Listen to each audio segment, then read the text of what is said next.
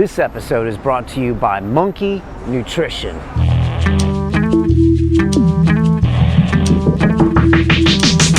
Resource-based economy, resources in the world, how does that come into Zeitgeist? And then money, please talk about money. Well, it's a train of thought. Okay, well, if you follow what it means to be sustainable, what it means to create positive public health, what it means, again, to create ecological stability where you're not violating what's called dynamic equilibrium, you're not overforesting, you're not overfishing, which we're doing all of these things right now. You're not running all these coal plants because you have no other way to generate electricity, and all the coal is creating mercury in the atmosphere, dropping into the ocean, creating all the mercury poisoning that's occurring as well with the produce that we get out of the ocean.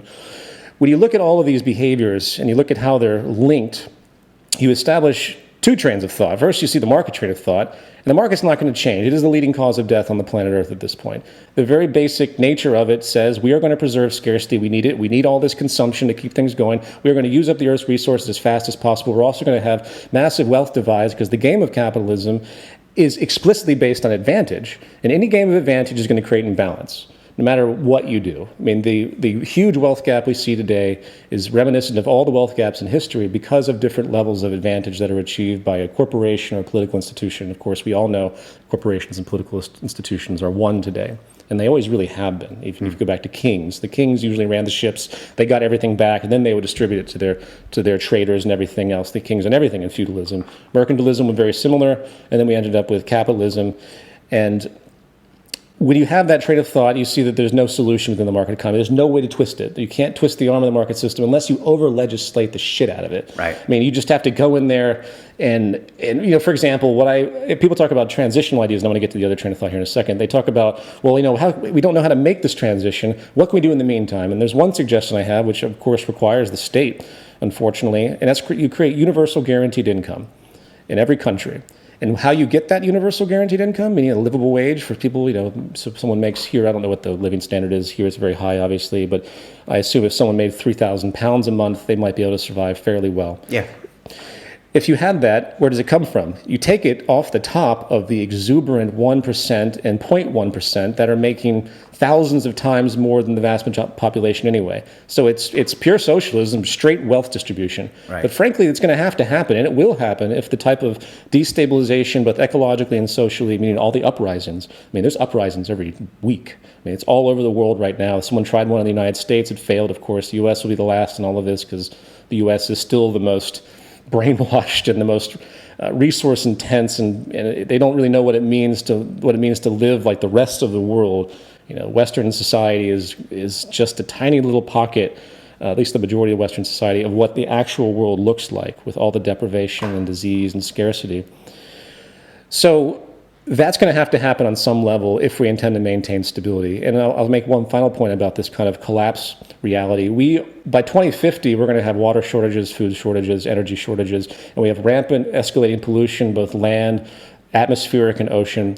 And we have an unemployment crisis and a debt crisis. All of these things by 2050 are going to make a perfect storm of anger, resentment, problems. Think about just all it takes, like on the west coast of Los Angeles, I figured this out. All it takes is 2 trucking companies, 2 unions, to go on strike to limit food being traveled across the coast. All it takes is really high gas prices to make that happen. Because that's almost happened. So it's very fragile is what you're saying. Very fragile society right now. And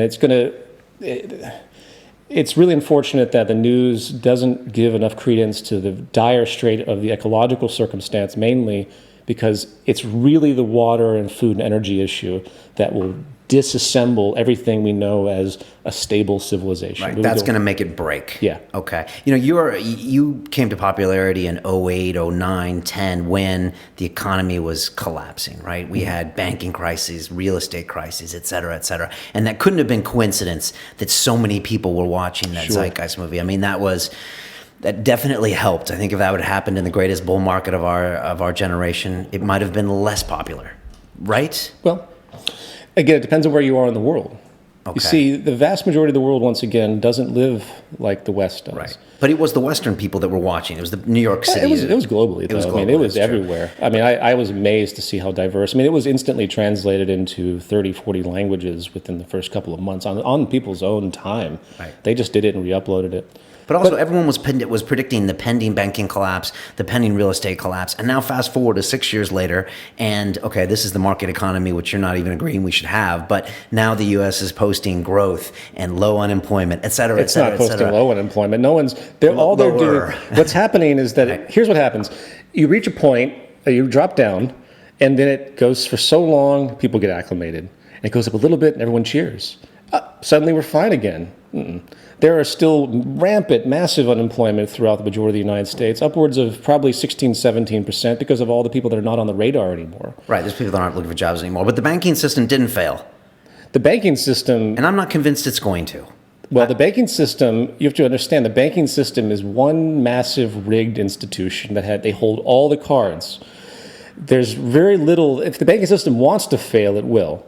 The housing collapse and all the things that happened was a natural tipping point of all the shenanigans of the banking system, a natural outgrowth of all the intentions of the market, by the way. Yeah. And all the things that happened in 07, 08, that was all the incentive structure of the market, all about greed, all about these loans. Didn't matter. It looked like real estate was going to go on. That's the thing about the market. It creates bubbles. Yeah, and the bubbles are always destructive in the end. We get greedy. We get exuberant. We try to make those extra fees. We try to buy houses we shouldn't. We try to sell houses to people. Which is the incentive structure. So I use that word greed. People sometimes think greed is somehow excessive. Maybe it's all just the basic psychology of self-maximization.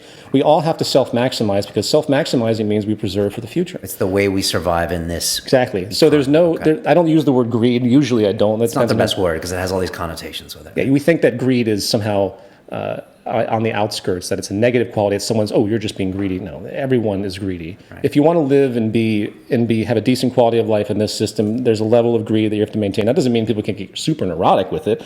Obviously people can get obsessed and neuroses can be developed where they need more and more and more, and their whole value and self-worth is associated to money and gain. That exists. And that, of course, again, only exists because of the market, and it's just the nuance of the personality, and that's in the minority. But everyone self-maximizes, is my point, and that's just what everyone does. So I think we've drilled that into the ground. And what do you say to people that say, okay, the market hasn't collapsed, there hasn't been anarchy in the streets, the banking system's still around? The market collapsed centuries ago. But there's a billion people I look at the system. Okay. Only the Earth. Right. Forget Western society. Look at the actual statistics of what the dominant market ethic has done to the entire planet. That's the real statistical evaluation. You can take the anecdotal stuff. I talk to market people all the time. They use all these horrible anecdotal examples of some small country that brings in the market and they get some new loans from the IMF and boom, they have a great market economy. Remember Iceland? I was after Zeitgeist Addendum, Iceland had this big boom because they brought in the international transnational banks, right? They went a little crazy over in Iceland, yeah. And that's what everyone was doing. Again, it's what the psychology is.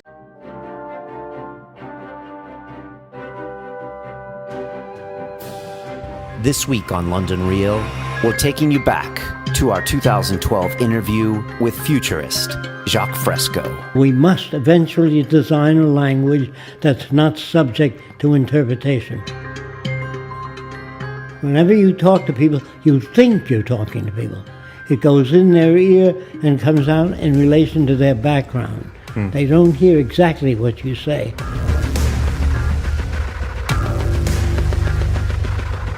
There is no way you can think outside of your culture. What if we elected you president this year and you started in the Oval Office January 20th, 2013? I'd be shot in 3 days. Who makes the decisions in the Venus Project? The answer, nobody. They arrive at them. We abolish all separate nations because they're all corrupt. Jacques Fresco has been designing cities of the future. What do you think of England and London? Foul, awful, no city planning. All cultures are corrupt. And the banking system, what will we do with that? Bank gone, no money anymore. On Sunday, London Real presents Jacques Fresco, The Venus Project, Redux. Most politicians know nothing. Please don't take my word for it. Ask them.